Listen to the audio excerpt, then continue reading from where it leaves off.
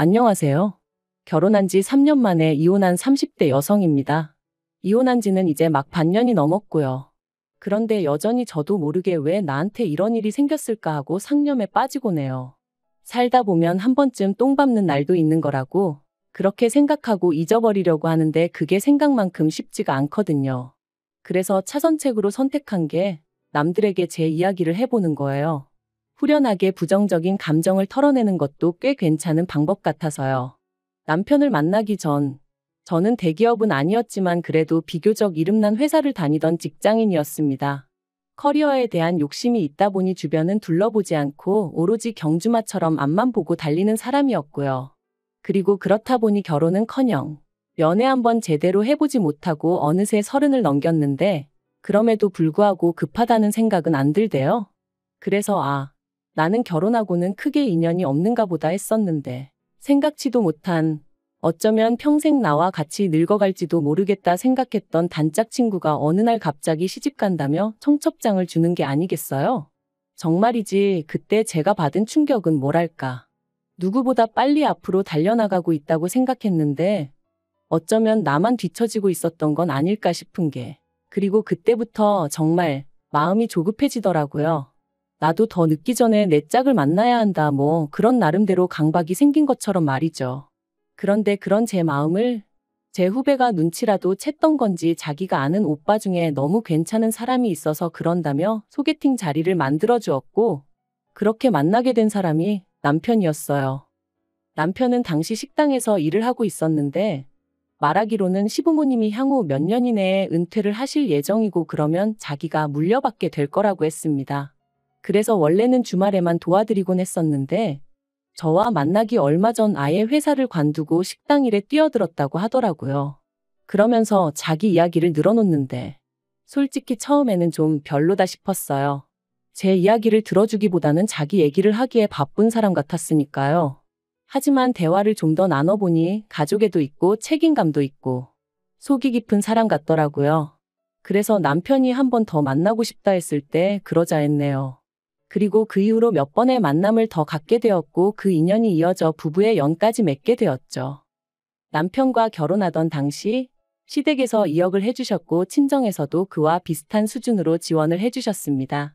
거기에 플러스로 남편은 남편대로 저는 저대로 모아둔 돈이 있었기에 솔직히 부족함이나 어려움 없이 신혼생활을 시작할 수 있었죠. 하지만 모든 것이 원만하게 흘러가는 듯했던 저희 결혼생활이 조금씩 삐그덕거리기 시작한 건 생각지도 못한 신우가 저희의 일상에 등장하면서였습니다. 남편에게는 위로 6살 많은 누나, 그러니까 신우가 있었는데 저는 결혼식 당일을 제외하곤 한 번도 신우와 따로 만남을 가져본 일이 없었어요. 남편이 몇 번이나 자리를 만들어 보려고 했었지만 매번 이런저런 이유로 신우가 약속을 파토냈었거든요. 그리고 솔직히 저는 그런 일들이 몇 번 반복되고 나니 남편에게 말은 못했지만 신우가 나를 싫어하나 그런 생각도 들대요. 그리고 신우 쪽에서 자꾸 약속을 파토내는데 저라고 그래도 만나요 하고 매달리는 것도 웃긴 것 같고 그래서 보게 되면 보는 거지 하고 내버려뒀더니 정말 결혼식 당일이나 되어서야 만나게 되었답니다. 그런데 다들 아시겠지만 결혼식 당일에 신부였던 제가 무슨 정신이 있어서 신우를 챙길 수가 있었겠어요? 남편 누나라니까 인사하고 그게 다였죠. 그리고 신혼여행 다녀와서 시댁에 인사를 갔던 날이었습니다. 어머님이 저더러 집에 가면 신우한테 전화 한 통 해주라면서 결혼식 당일날 제가 자기를 본체만 채 하더라며. 벌써부터 기어오르려고 드는 건지 뭔지 모르겠다. 한두 살 차이도 아닌데 어떻게 윗사람 대우를 안 해주냐 하며 서운해했다대요. 듣고 있는데 정말 황당했습니다. 그런 말을 하는 신우도 그런 신우한테 따끔하게 한마디 해주시진 못할 망정 오히려 말을 전하시는 어머님도 솔직히 얼마나 실망스러웠는지 몰라요.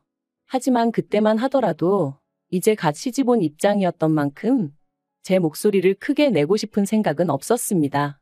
그래서 그냥 어머님 말씀대로 신우에게 전화했고 그날 신경 써드리지 못해서 죄송하다 했더니 자기가 이번만큼은 그냥 처음이라 뭘 몰라서 그랬다 생각하고 넘어가겠다나요? 그런데 지금 생각해보면 애시당초 그때부터 아니다 싶은 건 아니라고 말을 했어야 하는데 제가 너무 순진하고 바보 같았어요. 아무튼 그런 일도 있었지만 그게 저와 남편의 결혼 생활에 어떤 영향을 미쳤던 건 아니었어요. 적어도 저는 그렇게 생각했죠. 하지만 결혼하고 1년쯤 됐을 땐가 신우가 시부모님 댁으로 들어간다고 하더라고요. 그런데 시매부랑 다 같이 들어가는 게 아니라 신우만 시조카를 데리고 들어간다는데 혹시 무슨 일이라도 있는 거냐는 제 질문에 남편은 그런 건 아니고 시매부한테 일이 있어서 당분간 떨어져 지내게 되었다면서 제가 신경 쓸 일이 아니라고 말 그대로 쓸데없는 관심 갖지 말라는 식으로 말을 하는 거예요. 그리고 저희 남편이 저한테 그런 식으로 말을 한 적이 거의 없었거든요. 그래서 좀 놀라기도 했고 어떤 의미로는 정말 더 신경이 쓰이대요. 저한테 꼭 뭘 감추는 것 같았으니까요. 그리고 아니나 다를까 역시나 거기엔 저만 모르던 비밀이 있었어요. 바로 신우의 이혼 소식이었죠. 그리고 그 이혼의 이유가 시매부의 바람이라는 걸 알게 되었을 땐 제가 개인적으로 신우를 어떻게 생각하는지 그걸 떠나서 그냥 신우가 안 됐더라고요. 그리고 그 과정에서 알게 된 게 신우가 시매부랑 결혼하게 된 것도 시매부가 결혼해달라고 열렬히 신우를 쫓아다니고 뭐 그랬던 게 아니라 두 사람이 술 먹다 하룻밤을 같이 보냈는데 신우가 그만 임신을 했었다대요. 그래서 저희 시부모님이 시매부의 부모님더러 내 딸 인생 책임지라며 난리를 쳐서 결국 결혼을 시켰다는데 그 이야기를 듣고 나니까 그동안 어째서 그 두 사람 사이가 제 눈에는 그렇게 위태로워 보였는지 조금은 납득이 가더라고요. 시매부가 신우를 보는 눈에는 애정이 없었거든요. 심지어 명절이나 시부모님 생신처럼 온 가족이 모인 자리에서 무식하다 교양 없다 해가며 대놓고 무시하기도 일쑤였고 아무튼 그런 두 사람이었으니 이혼 소리가 나왔을 때 놀라지 않았던 건 결코 저뿐만은 아니었을 겁니다. 매달 양육비 60만 원씩 받는 조건에 재산이랄 게 없어서 신우 앞으로 떨어진 것도 없었고 그나마 위자료로 700만 원인가 받았다는데 들으면 들을수록 신우가 참으로 짠하대요. 그리고 상황이 그랬으니 시부모님께서 신우더러 시조카를 데리고 집으로 들어오라 하신 거였고요. 그런데 솔직히 여기까지야. 시부모님이 당신들 딸 챙기겠다는데 제가 무슨 말을 할 수 있었겠어요? 저희 친정부모님이라도 그러셨을 테고요. 하지만 제가 이해할 수 없는 건 남편이 보여준 태도였어요. 남편이 도대체 어디서 뭘 듣고 왔는지 자기가 시매부의 역할 그러니까 시조카 아빠 역할을 자처하기 시작했거든요. 남편은 일주일에 6일을 식당에서 일했고 저는 다른 직장인들과 마찬가지로 평일에 일하고 주말에 쉬는 스케줄이었다 보니 저희가 같이 쉬는 날은 일요일 하루가 전부였어요. 그래서 일요일이면 저희는 늘 어디로든 떠났습니다. 서울 근교로 드라이브를 떠나기도 했고 때로는 서울 시내에서 유명한 식당이나 카페를 돌아다니며 연애할 때와 별반 다르지 않은 시간을 보냈죠. 그런데 신우가 시댁으로 들어온 이후로 남편은 걸핏하면 어딜 가든 시조카를 데리고 가고 싶어 했어요.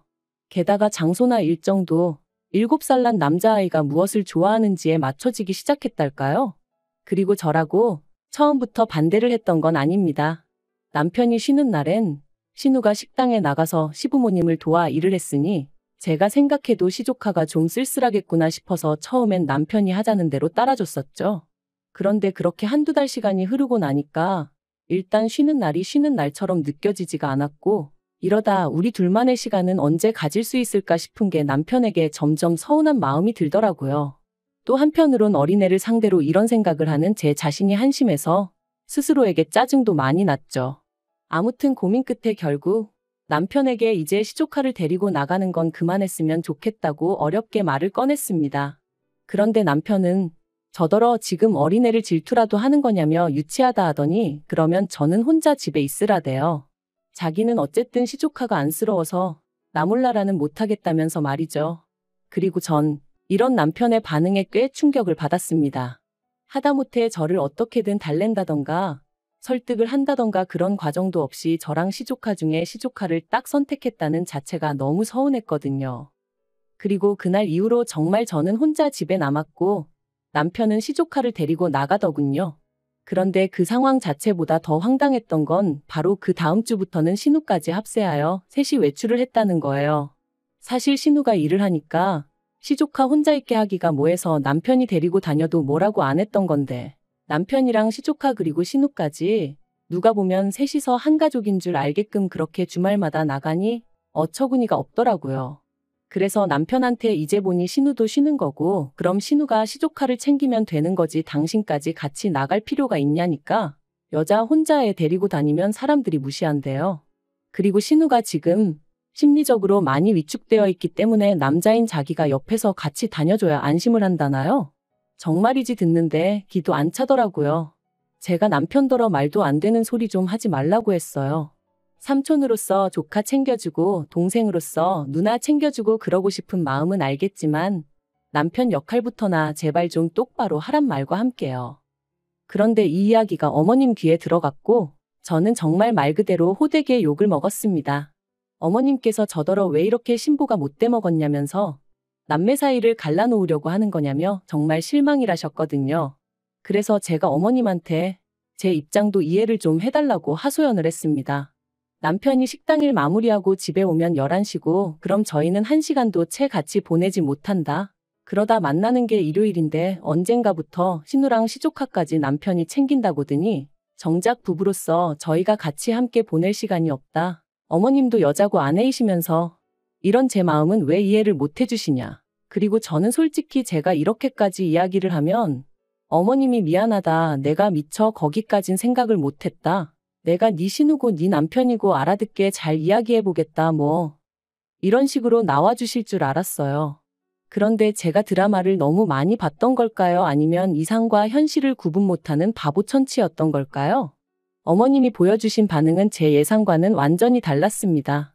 저더러 나는 여자고 아내고 그런 건 모르겠고 내 새끼들이 가깝게 지내는 게 좋다.